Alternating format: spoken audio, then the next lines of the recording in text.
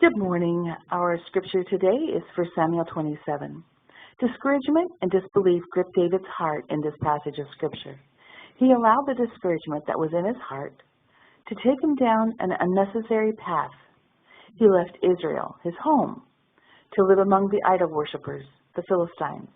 He left the land of promise. He left the people of God and lived with those that had been the enemy. This act affected not just himself, but his family, the 600 men that were following him, and their families. When did David quit relying on the Lord? Why couldn't he remember all of the Lord's blessings in his life and the battles that were won? Let's learn from David. When we are discouraged, we think and we believe things that aren't true. Although we may never speak the words out loud, the things we say to ourselves in our heart has the power to change the way we think, how we behave, and these thoughts affect the path we take in life. When we step away from God, we aren't safe. We make ourselves more vulnerable to the enemy. It is important to bring back to your mind the times that God has delivered you, the blessings He has provided to you. Remember, you can rely on Him. Even when you are discouraged, He will lift you up. And now, 1 Samuel 27. And David said in his heart, I shall not perish one day by the hand of Saul. There is nothing better for me than that I should speedily escape into the land of the Philistines, and Saul shall despair of me, to seek me any more in any coast of Israel, so shall I escape out of his hand.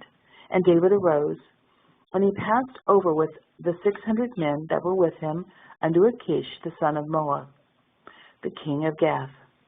And David dwelt with Achish at Gath, he and his men, every man with his household, even David with his 2 wives, Ahinoam the Jezreelitess, and Abigail the Carmelitess, Nabal's wife.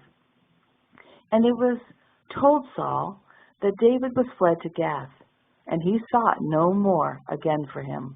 And David said unto Achish, If I have now found grace in thine eyes, let them give me a place in some town in the country, that I may dwell there.